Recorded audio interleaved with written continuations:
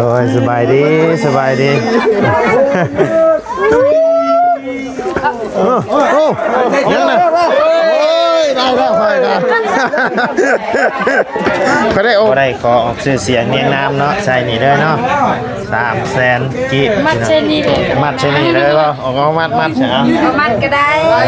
เพิ่นอยากมัดเพิ่นยันเพิ่นยันฮีขยันทางน้องไซเพิ่นยันเฮียพี่น้องมัดกับมัดใช่เนาะมาเลยน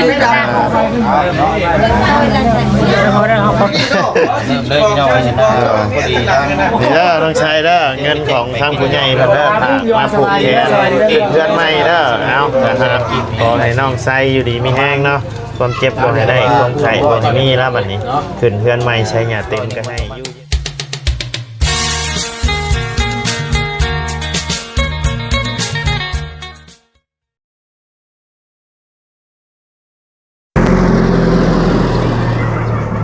กับทักทายสบายดีเนาะพ่อแม่พี่น้อง FC สู่ขู่สู่คนเพราะว่าอยู่ในและต่างประเทศก็ยินดีต้อนรับเข้าสู่ช่องมาลัยพลุยคือเก่าพี่น้องพบเจอกันช่วงเช้าๆพี่น้องเลยมาขึ้นเฮือนใหม่น้องไซเพิ่นพี่น้องเลยเพิ่นสิแห่แล้วบ่หรือจังไดเนาะพี่น้องเลยอยากไปถามทางน้องไซก่อนพี่น้องเลยคือว่าคนยังมาบ่หลายบ่หรือจังไดเนาะพี่น้องเลยพี่น้องเลยเอาเดินได้เช้าไปหาเลาะซื้อมอนพี่น้องก็พอได้มาแบกแห่น้ำเพิ่นพี่น้องเลยขึ้นเพื่อนใหม่น้องไซเพิ่นเนาะพี่น้องเคสเนาะพี่น้องไปเดี๋ยวเข้าไปหาทางน้องไซเพิ่นก่อนพี่น้องเลยไปเนาะพี่น้องอ๋อใช่แล้วแล้วบ่แห่นะเอ้าโดยสบายดีโอ้ยตัวไอ้คนดุกแต่เช้าจังเนาะมีคนนึงเด้อมีคนนึงบัดเลยหมดใจไปลอกกี้หน้าใครก็ได้แห่อะไรบ่แห่ได้บ่นี่แห่อะไรบ่เอาขอไปเอามอนก่อนค่อยเอาเนาะพี่น้องกำลังแห่เนาะใช่นะ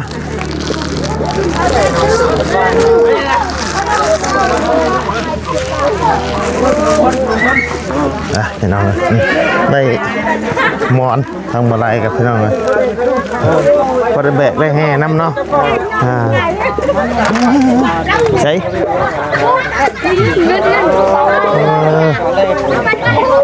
โอ้ยเงินอ๋อทุกดึกเลยนี่เนาะโดย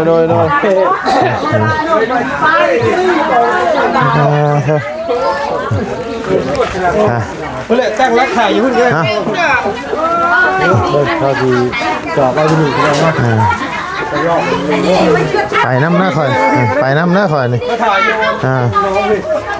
จังหอบเลยนี่ท่านหมอสมบูรณ์กันรักเขาหมอกันรักหมอ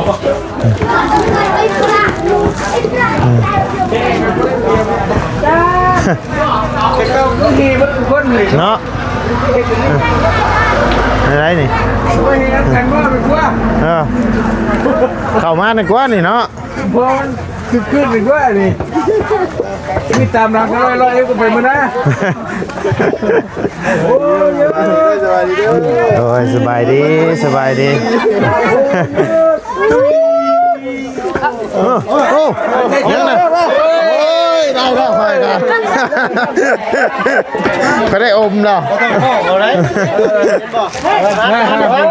ปัจจุบันเนาะพักนี้แต่กล้องแล้วนี่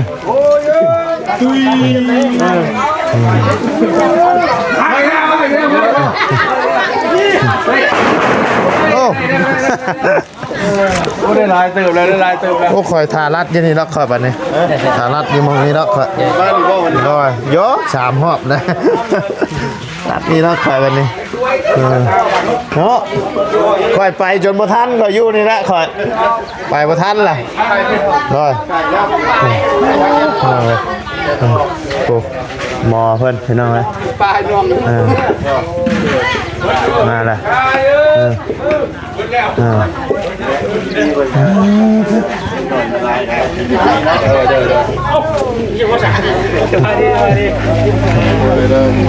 เอาพร้อมแล้วบ่ใช่ครับคุณมาขึ้นก็โอ้คำพูดไหนเงินไหนเอาเงินเอาครับมาให้ไหนหนึ่งเงินคำกำแก้วเยอะลงไหลรู้แล้วเขามีความสุขรู้แล้วเขาไม่มีเจ็บไม่มีเป็นให้อยู่ดีมีแห้งมาทุกผู้ทุกคนได้นอนก็ให้นอนรับได้เงินหมื่นเราเตือนได้เงินแชร์ได้เงินได้เงินมีโทษคนโทษยาได้คนไทยยามีให้ประสบแต่ความดีของชุกความเจริญเด้อเงินนี่มาคำมาคูณไหนเงินมายังเด้อใส่ผูดกินละกินครับก่อนเพียงงามก็เพียงดีเลยนะไปเส้นขึ้นเฮือนบาทนี่เฮ้ยกูจะของเฮือนมาขึ้นย่างเต็มกับมืออยู่นะแล้ว บ้านเราเนี่ยยังให้กันเจ้าอะไรอย่างเดียว ไปได้ขนมก้อนนึงเหรอไปขึ้นแม่เจ้าเนี่ยเดี๋ยวกินตัดจะเกี่ยขึ้นแล้วนั่นเนาะเราไม่ใช่ทุ่มใช้ข้าวแรกนี้ไปดีจากนี้เนาะเนาะไปดีลงไทยไปละล่างบรรทุกคนบ่เฮ้ยไม่ได้ขึ้นนี่ไม่ล่างบนเลยบ่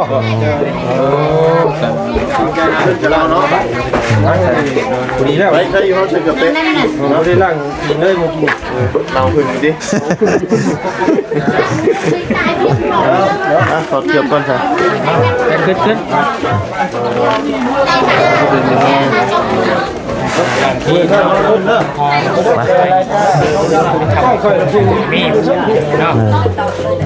ให้เขาไล่ขึ้นพอกระยันมาท่านคอยเราไปหาเคาะห้านในขายไอ้หมอนแต่เลิกกูคอยกัน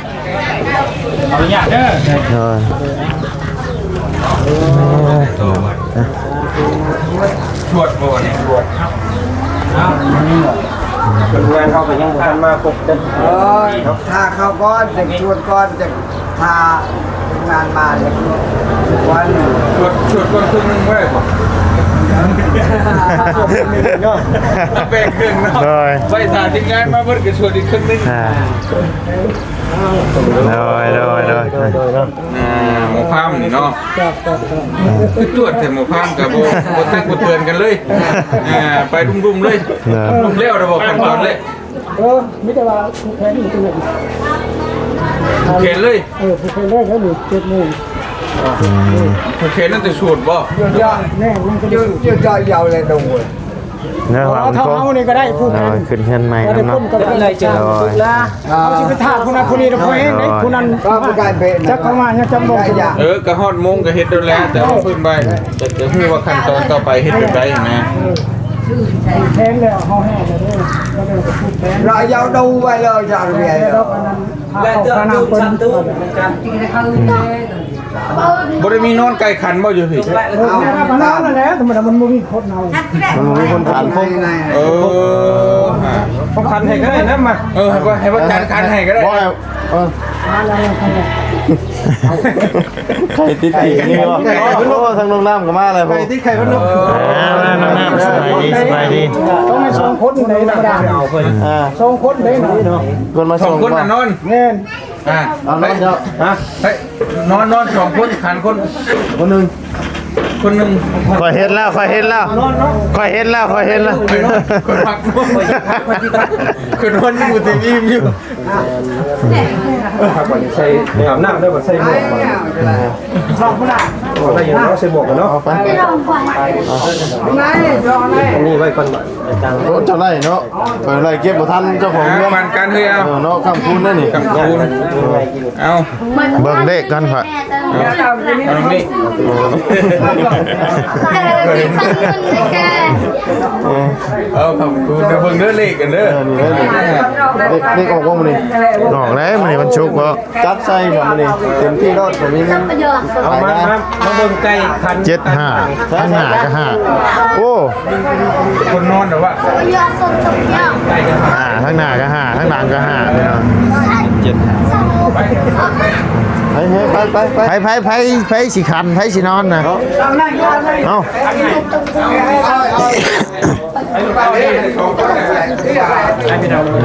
เด้อ คันไก่ก่อนไก่คัน ก็นี่ก่อนเงินก่อนคำเพิ่นพี่น้องเอ้ยเหล้าให้ใช้ไก่ด้วยครับบัดนี้เราให้ไก่โตบ่ไก่อยู่ใน เอาแต่เจ้าเด็กนอน รับให้ไปรับเลย ไผ แต่เก่าคือพามบ่นอนบ่อันนี้เจ้าของเงินเลย ดูได้ไหมสวยแล้ว เพื่อนไหน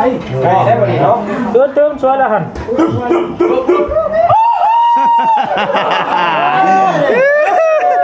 ไก่กินไก่พี่น้องเลยเนาะ ไก่คอยาวบ่ มันเอาคำเด้อ คันประเดี๋ยวตื่นเลยโอ้ยจะว่าแต่ร้อยตื่นเหรอ ข่อยก็จนตื่นบ่ ก็คนจะตื่นเมื่อไหร่ลูกคอ ไก่ตา คันนี่ไก่นี่คือดัง มาบุญบ้านป่าเพิ่นก็ทำเป็นไก่ป่าเราเลย เรียกว่าผมไม่นี่นะ มันต้องแยกบ่ กินดิเขาค่อยทาน เรียบร้อยแล้วตื่นแล้ว อันนี้เห็นไหม น้ำค่ำระบาดตื่นแล้วจะฟังเดือนเอาเฮ้ย สายยัง เดียวไปเลยบ่เก่าขึ้นหลายบาทอยู่ เนาะ เนาะ 2-3 บาท เออ บ่ เก่าบาทเลยเก่าเลยเป็นบาทนึงกับซีอิวกีตาร์แต่เขาอ่ะ อันนี้รุ่นแบบภาพปุ๊บเอาเลยลุกไก่ของเท่ ไก่โจนปูไก่ลูกที่สาม อันนี้เนาะ ลูกก็ลูกเด้อ ก่อนเงินก่อนทองมันลุกไปเลยบ่น่ะแล้วเลยบ่ แล้ว ลูกคนเดียวแล้วเลยบ่ ก็พูดแค่นั้นแหละ โอเคโอเค กึ่ง แล้วใช่กันครับเขา แต่ว่าเห็นแบบอะไรยังลวกจ่อย มากับไผน้องนัดมากับพ่อ และอกีและมาปูเลยใช่ปะงาน เอาง่ายคนยังมาบุกเนาะ แม่ เลย น้องงามมาบ่ทันตอนแห่ใช่มั้ยเนาะ นั่งยังมาบุกทันเห็น มีเงินมีคำเด้อนี่เด้อเงินคำ คุณทำเนาะ นี่เงินนี่ครับ มา ทำ คือ ที่ที่เลือกเนาะเป็น พูดอยู่นี้ อันนั้นข้าวเปลือกบ่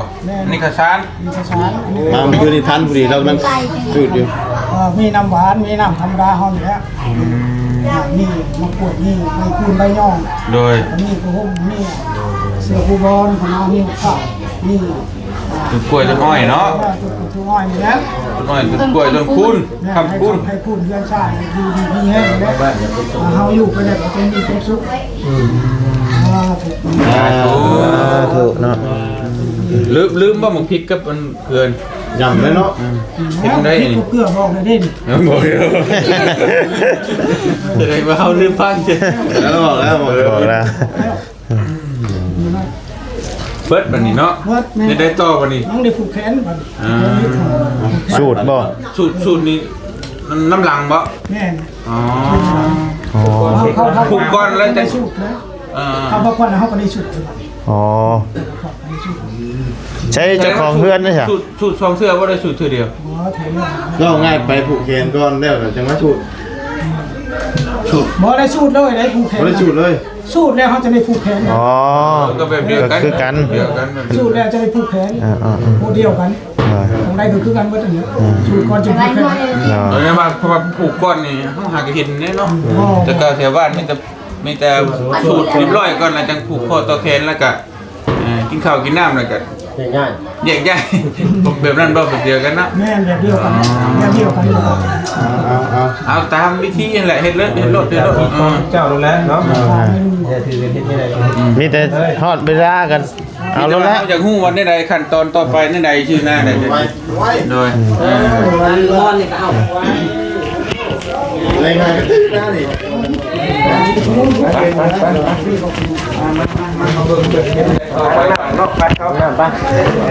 ใส่ชุดแก้วสิเนาะสบายดีเอ้ย ใช่ไปแก้วเพิ่งโตเดียว ต้องมาเป็นปลาเป็นเพลงหมู ใช่เจ้าของใช้ทางน้องดาวได้ค่ะ เพราะว่ามันเข้าได้นึงเข้านึงว่าเข้ามันน้ำได้มาเลยโดย เอาโมเดินทางประจำปีแล้วไปเดินใกล้เลยเราเนี่ยทำนะครับขอก็ขอนคนโตเนาะมาอยู่วันที่9จนมาเลย ที่เราเนาะ จีเจตัวนี้นะครับคือชีวิตกินไงเนี่ยนั่นพวกนึงปะพอห้องเชิญถามไปครับตอบคืนนี้อยากกินข้าว เจ้าคือมาถามคอย เชิญถามอยู่ แม่นบ่โอ้ยตายเลย มาคนเดียวแค่คืน ตัวปิดเด้อ ยืมต่อห้องเจาะอยู่ คนบ่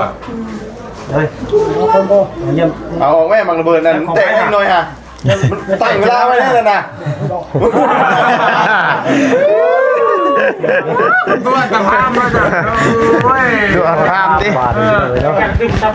มาน้องดาว เอาของเพื่อนเพิ่นมานั่ง เลย ไอ้ล่ะนั่ง เฮ้ยน้องชายเด้ ใช่ น้องชายเด้ มานั่งที่ได้เลยนั่งทั้ง แม่นบ่นั่งทางนี้บ่ ของยังไงเจ้าของเพื่อนแล้ว มาไปพูดทอก่อนนี่เลย พอไว้นะ รับฉัน ในชั้นเนี้ยสั่งอารมณ์เล่นเกมสั่งแยกไปแรงเกมสั่งแยก จอดพี่ไอ้เด้อจอดพี่ไอ้เด้อ สบายดีจ้าจะลาเนาะ พี่ไอ้เด้อ สบายดีเด้อทางนั้นเด้อ อยู่อาบันทัง มาปงไว้สิ่งคนผ่าผม เอาเปิดไม้เอาเห็นอยู่เราเห็นอยู่ ให้ทุนไหน เดินมาเดิน ใช่ไงกะกิ เฮ้ยเขาก็นั่งคิดแล้วว่า สบายดีน้องไว้สบายดีเนาะมาได้มือนี่แหละ ยังป้าแป๊บกูเบิ้ลกันนะ 6-7มื้อแล้วเนาะมาแสดงความยินดีกับน้องชายของเพื่อนเลยนะ ไปเลยไป แล้วเราก็สิเบิ่งพิธีก่อนนะครับการปนามันได้คือ ใช่ จดบุญไหนนั่งจะไม่นะแกะด้วยไหม ที่มานั่งแค่นี้ แกะยาว สวัสดีเด้อ เราได้เล่าเลยครับมาเราจะดึง สบายดี โอ้ยสบายดีเอาเงินมาจ่อยได้ไปจะ ย่าเนี่ยจะมานั่งที่น้องชายเพิ่นจะได้ เข้าไปนั่งคือละน้องไว้เข้าไปนั่งเยี่ยงน้องชาย ไม่ได้นี่มันไม่ได้ ป้าลุงก็คือ ไปมานั่งที่ไหนใช่ไหม ป้าลุงมันเขา ใช้บ่าวบุญคงได้ค่ะ ลุงมันนั่งเรียกงานอยู่บ่เนาะ ตู้จีพระตะกี้ โอ้โหบอกก่อนเลยครับพี่น้องตกคอยไงเติบพี่น้องเลย ไล่ที่ผมต้านเราเนี่ย พบกันเนาะแข่งขันน้องนุ่ง ไล่ไม่รับร่างคงอ่ะ ตู้ ได้ชื่อไปเจอ บ้านมันก็ได้ทำให้ พักผ่อนแล้วก็จะแต่งงานใหม่งานพักผ่อนอย่างเนาะ ถ้าคนยางบ่นี่เพราะเฮ็ดไว้แต่ว่านนี่จังบ่เหี่ยว เดียวบัดปีใช่ไหม ใส่ในตลอดเลยเล่นบ่ให้มันเป็นอย่างเอาไปใส่อีกได้ก็ได้เนาะได้นี่แต่เอา 8 ปีแล้ว เป็นปี เอาอะไรเพื่อนพี่อาชัก ลูกสาวเคย เพื่อนอันชัก และใหญ่กันยักษ์มีอยู่ ตัวเกะเนี่ยน้องนูสักในเพื่อนอันชัก ใหญ่ เอาไหม ปีแล้วนะ ไล่ที่ผม ไอ้กูแต่งข้างหน้าบ่เอาอีกว่า แต่กันมาเอานี่ ไล่อันนี้บ้านที่ไหน ใช่ไหมเป็นนั่งกัน ผมกลมคนแต่งคันหาอยู่พี่น้อง เรียบร้อยนั่นนะ ตามที่เจ้าเห็นนั่นแหละ พี่น้องเฮ็ดตามประเพณีเพิ่นอยู่ เปิดลำทำไม เอ้ยอาจารย์ยังไง อะไรเป็น ใส่จอกก็ได้บ่เป็นความมันแห้ง ได้อยู่ ใส่จอกก็ได้ ปลาเทียมตัวยิงในปลาคือ ตอนนั้นกินมา ได้เสียงเล็บไม่อาจารย์ ของก็เป็นมา มาเราตัวในปลา นี่พิเศษอันนี้ อยู่ไปยังใส่จอกยางไปยังพี่อ่านก่อนชูเจ้า พ่อจริงเหรอเนาะ เยอะหมด เอาระบาวให้ เอาสิ หมดแล้วเนาะ หน้าคุณดูอะไร คือไม่หลัง เทเจ้าดิ เฮ้ยอยู่น้ำพังพังแกนดอกใจ มันเอาในปุ่มช็อตช็อต เล่นมาพอแล้วนะ อยากกระด้างเกย จีรถก็ใช่หรอ สีเดียวกัน นั่น กินแล้วเนื้อ ไม่ใช่ปลาที่ได้ ไปทำอะไร ตัวเรีย ได้ย่างปลาแดงคืนนี้นะ น้ำของเรา เอ๊ะเจ้าต้อง ไม่ได้อาบเขาอัพอันนั้นอัพ4 โมง 4 โมงเช้า ชิมแรงป่ะ 4 โมงเช้า อาบแล้ว เนาะ เราให้น้องที่ที่การยังไงกันติดตามรับชมภาพบรรยากาศแล้วกันหน่อย ก็ เนาะ ที่นี่ ทีนี้ใส่หลายเนาะ เชื่อพวกคนไป มัดใช้ค่อยใน10 ล้าน ต้องหาเงินเลยทับนึกว่าอะไรทับ ตับเป็นตับเป็นแหนบเลยเนาะ เป็นตับเลยเราไฟไป เบาคงอยู่ ตึง อยู่ ไป ที่นั่น แกะทั้งทุ่งนาเพื่อนนะ เราบุญกองต้องไปทางน้องไส้ก็เนาะ อันนี้ไปนี่อันนี้ไปนี่ นั่งทานเราใช่กัน ไปนั่งขางนี่ก็ได้ เราต้องทางน้องไส้ก็ดีเลยเนาะ อยากไปป่ะ ครับใช่ ดีกันบัดนี้ แขนกระถางกัดรู้กระถางไปเอาลายกูละแม่กำลังดีจัก ปัญหาดีครับทุกท่านใจนี้ นั่งเลยนั่งเลย สิ่งที่เป็นที่ไหนเรื่องอะไรเรื่องอะไร นู่นเมืองน้ำ โอ้ยเลยพ่อก็ใจต่อก็ใจเจ้าก ระดาษนี่เปล่าใจ มึกไทยนี่นะ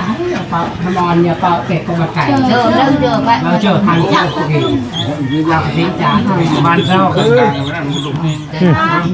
มันโดนเทไฟเทโอมเนี่ย เอาไปเจ้าจะไปเอากี่ปุ๋ย ทำไมปั๊มปิดปิดก็ได้ทั้งหมดเนาะตั้งยังเอาตั้ง มันพวกกู งอนั่นแหละเป็นไง ปะดึงมวยทางเจอจับ ตั้งขึ้น อันนั้นอันนี้ก็ พี่น้องแจกคนกำลังมาเนาะ มันย่อยตัวน้อยพักลงลุมใช้ตัวน้อยนั่นก็ได้ จับเป็นนามขึ้นไปเสียงกันเลยเดี๋ยวคุณหลานหนาวมันตึ้งอยู่หนาวกันเรียบไว้บ่เจ้า เราปวดจัง กำลัง ปวดจังเอามาจับดู มันมาอยู่เนาะมาเลย เพื่อนจังเนี่ย เสียงจอ ชาในการชาชาชา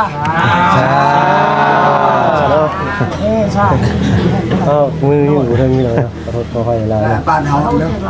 โดยนะโมตัสสะภะคะวะโตอะระหะโตสัมมาสัมพุทธัสสะนะโมตัสสะภะคะวะโตอะระหะโตสัมมาสัมพุทธัสสะด้วยสาธุสาธุนะโมตัสสะภะคะวะโตอะระหะโตสัมมาสัมพุทธัสสะสาธุสาธุด้วยสาธุมื้อนี้มื้อสั้นวันดีเด้อมื้อนี้ได้ขึ้นเพิ่นของลูกของหลานได้มาสูตรให้ลูกให้หลานนี่แหละถ้าเขาอยู่แล้วให้มีความสุขคนไหนขอพระพุทธพระธรรมพระสงฆ์เป็นสักขีพยานเทบุตรเทวดาคนไหนเจ้าที่เจ้าทางเจ้าดินเจ้าดอนเจ้ากรรมนายเวรเป็นสักขีพยานคนไหนเลยขอให้ชีวิตทั้งฝ่าเปิดเงินประตูเปิดประตูเงินประตูทองเด้อชิบหาชดินเปิดประตูทองเด้อขอให้อยู่ดีมีแห่งหามัดคนยืนขอให้14 บาดาลคนไหนเป็นสักขีพยานนำได้ขึ้นเรือนไม้ลูกหลานนี่แล้วให้อยู่ดีมีแห่งถ้าว่าอยู่แล้วก็ให้มีแต่ความสุขความเจริญตัวนี้ให้ถือหวยด้วยเงินคนแล้วพูดถือกันหลายพันตื่นมันจะได้จะมีต่อไปเด้อ หมดทุกข์หมดยากหมดเวรหมดกรรมหมดเคราะห์หมดขึ้นแต่นี่ต่อไปลูกหลานเมื่อทุกคนนั่นแหละเพิ่นควรให้ข่าวหมดทุกคนนํกันได้เพิ่นก็เฮ็ดหยังทำหยังก็ให้ได้ดับได้ดีเด้อสาธุบุญคุณให้เพิ่นมีเงินมีคำลังไหลเข้ามาสาธุบุญคุณเด้อมื้อนี้ขอพระพุทธเพิ่นพระธรรมเพิ่นเป็นเพื่อสักขีพยานนำเด้อคนไหนด้วยสาธุชาวกรรมนายเวรเจ้าที่เจ้าทางเจ้าดินเจ้าดอนก็ดีให้รับรู้นำกันมื้อนี้16ชั้นผ้าให้เปิดประตูเงินประตูคำเด้อ15ชั้นดินเปิดประตูเงินประตูทอง14บาทให้เปิดเอาเงินคำกำแก้วให้ลังไหลเข้ามาอยู่แล้วมีความสุขอยู่แล้วมีความสุขความเจริญอยู่แล้วบ่มีทุกข์บ่มีเจ็บบ่มีเป็นอยู่แล้วเงินคำกำแก้วให้ลังไหลเข้ามาอยู่แล้วบ่มีความทุกข์ความยากเด้อตอนนี้ต่อไปนอนหลับให้ได้เงินนอนตื่นได้เงินเว้นได้เว้นมีโคตรความโสดใจได้คนใครยามีขอประสบแต่ความดีความสุขความเจริญลูกหลานเมื่อทุกคนผู้ใดนอนก็มีความสุขผู้ใดอยู่ก็มีความสุขบ่เจ็บบ่เป็นเด้อสาธุอายุให้มันควรให้ยืนให้ถือหวยด้วยเงินให้มีสุขมีลาภมีสุขมีชัยตอนนี้ต่อไปสาธุสาธุ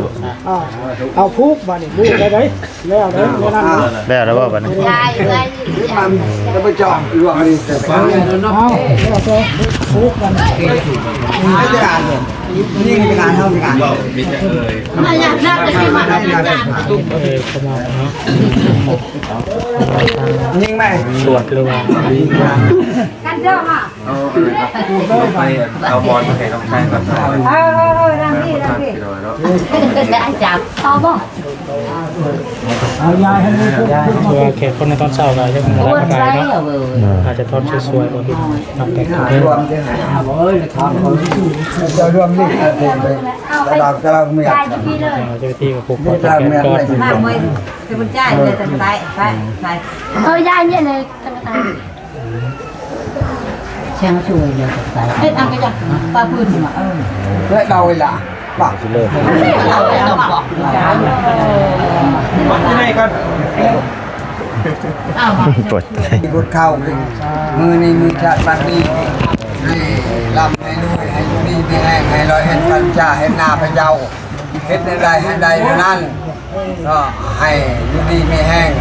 ให้สุขภาพเข้มแข็งให้เบิ่งให้ลูกหลานเห็นใดให้ใดนั้นโอ้มันยืนอันนี้จะให้ไว้ในต่อจะมีเด็กต่อเลย พุกแล้วนะ น้องนั่งเนี่ยเข้ามาทีก็ได้อีกล่ะเข้ามานั่งต่างของหมอเป็นยังไง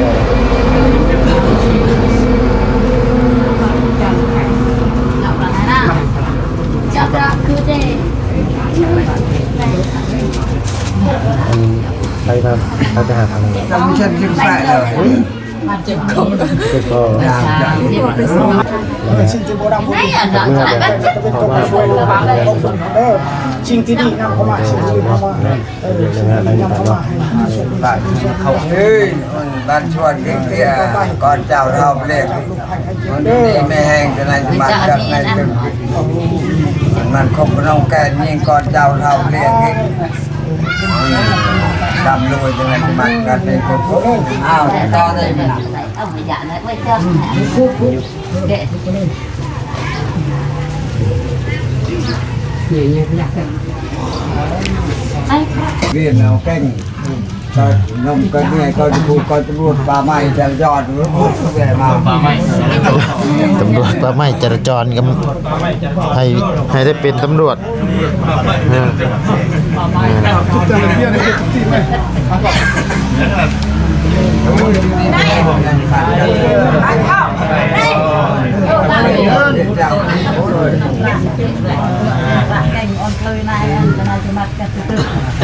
นาเปิ้นไปซูนเปิ้นเซาอันนั่นมาเดินเบียร์นี่ บอกภาษาที่เจ้าเด้อเอาเงินยังคือน่ะเฮ้ยจิมิน เงินเบียด เบียน แล้วมา เรียนไป เบียนบ่เลยนาเดียวนาเดียว คนเป็นภาษาเวียด ได้สัก คือเราดิ น้องนั่งขึ้นมางานเลยก็เก่งเป็นมางานเป็น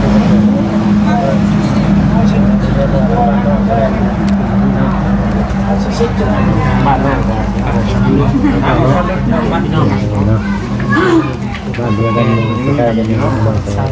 ออกเป็นมมาหลังมา ครบเชื่อกันนะ ร่าง อย่างหน้าผมเก่าก่อนนิดนึงเนาะ ร่างกระลาพ่อ ก็จะงงเลยมาเรื่องนี้ให้คนนี้มานี่ดีกดเข่าคนเจ้ามาอยู่เพื่อนอยู่ซานเนาะนะครับใจเด้อมีเด้อได้ขึ้นใหม่แล้วเนาะดีๆมากัน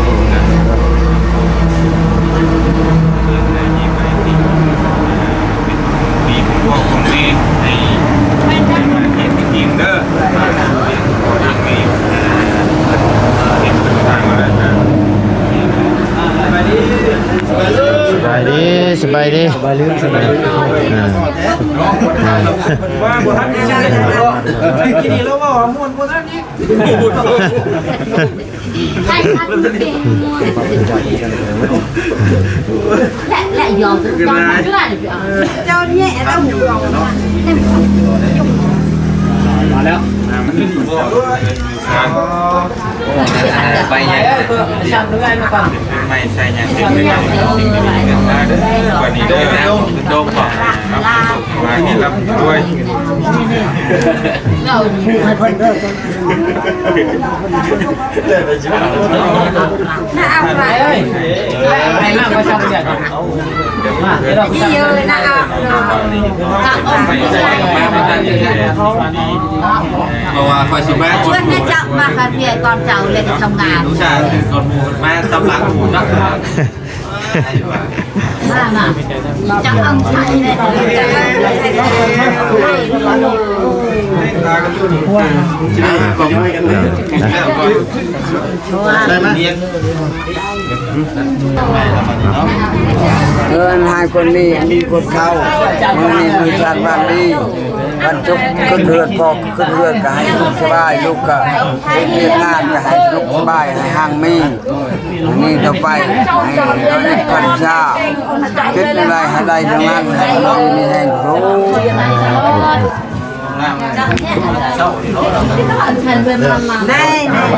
เดี๋ยวใส่ในผ้านี่ก็ได้นะบอกว่าใส่ในนี่ก็ได้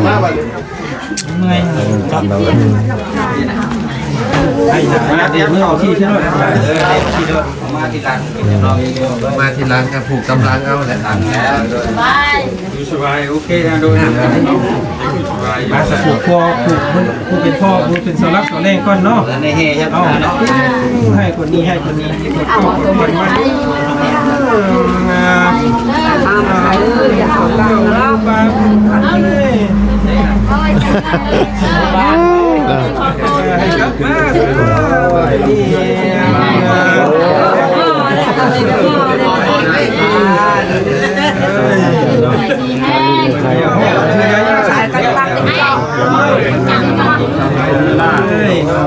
แม่เยอะอยากได้เล่นเราก็มีเลยลูกอาจจะไอ้ลูกใหญ่ใส่เลยใช่แม่ก็ได้ใส่ตลอดคนไปใกล้ๆเลยข้างเห็นบ้าง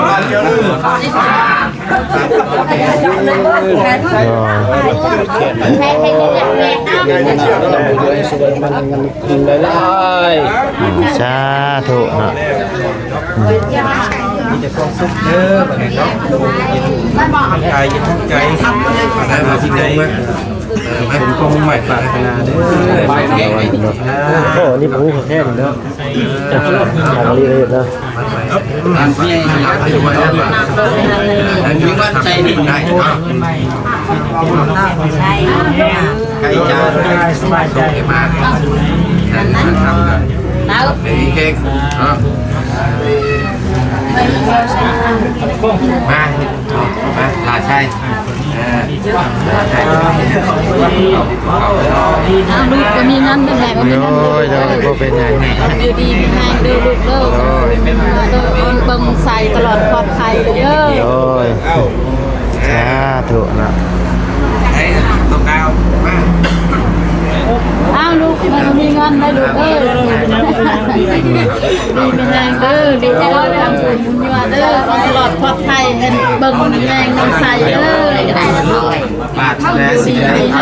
สิ่งนั้นอ้าว แชร์ลงไปได้ป่ะ อ้าวดอกมีเงิน ไว้ก่อนนะ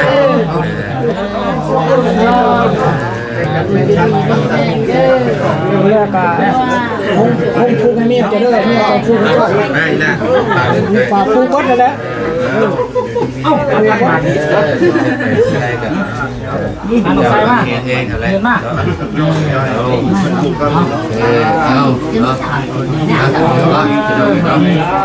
ต่อโฮมใจมามือสบายดีใส่ได้ประมาณนี้เนาะสุขความเจริญได้สบายกันแน่นอน โอ้ยนะลงเลย คิวมาให้ ข่อยรูปบัดนี้ ไม่ก็ให้ลำนี้นี่เราไม่นะไปสนิทก็จะมีเงินเก็บเลยมันจะมีเด้อใจนำคนนี่แล้วบัดนี้มันเก็บได้เนาะตาเอามาเยอะเอา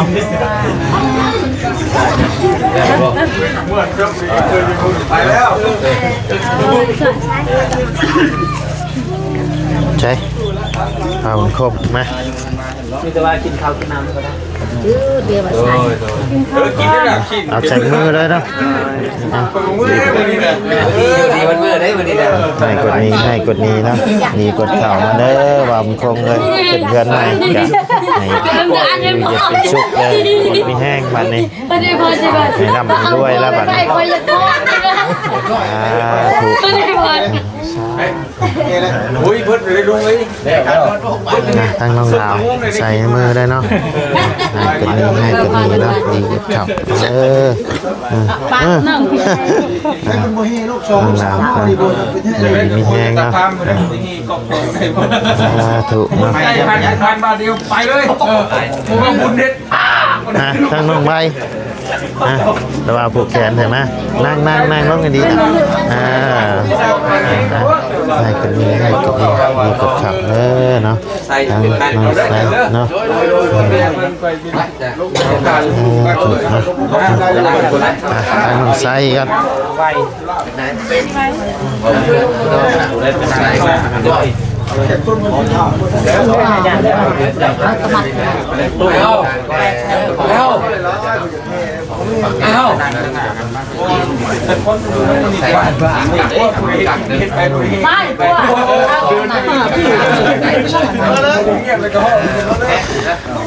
นี่เป็นเงินทางผู้ใหญ่ใจดีเพื่อนพี่น้องเลยผากมาผูกแขนน้องไซเพื่อนเนาะ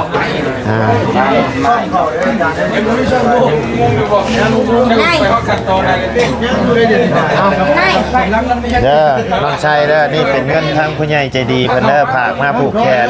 500 บาทเด้อเพิ่นก็บ่ได้ขอออกชื่อเสียงเนียงน้ำเนาะใส่นี่เด้อเนาะ300,000กีบ มัดเชนี่เลย มัดใช่นี่เลยป่ะออกมัดใช่ไหม มัดก็ได้ เพิ่นอยากมัดเพิ่นยัน เป็นจันฮีอะขยันฮี ทางน้องไซเพิ่นยันเฮียพี่น้องมัดกับมัดใช่เนาะ มาเลยไม่ได้ ขอได้ขออนุญาตขอได้ขออนุญาตไปเด้อบ อลี่สิได้บอลี่เด้ พอดีกันยังชิมาโย ไป ย่างว่าพี่ผู้ใหญ่นี่เขาเขาแน่แท้นี่คนที่พวกนี่เนาะเลยพี่น้องชนะพอดีนะ นี่เด้อน้องชายเด้อเงินของทางผู้ใหญ่เพิ่นเด้อมาผูกแขนเพื่อนใหม่เด้อเอานะครับขอให้น้องไซอยู่ดีมีแห้งเนาะความเจ็บบ่ให้ได้ความไข้บ่ให้มีแล้วบัดนี้ขึ้นเพื่อนใหม่ใช้หยาเต็มก็ให้อยู่เย็นเป็นสุขแล้วบัดนี้อยู่ดีมีแห้ง เรา เนาะ ก็ยืมมาคอยเด้อ โดยมาคือเก่าหั่นแหละเนาะหักแพงคือเก่าเอาสาธุ ไม่ได้มาบอก ไปก่อนเลิกบัดนี้เด้อโดยสบายดีเด้อโดยน้ำข้าวยับเศร้า นะพี่น้อง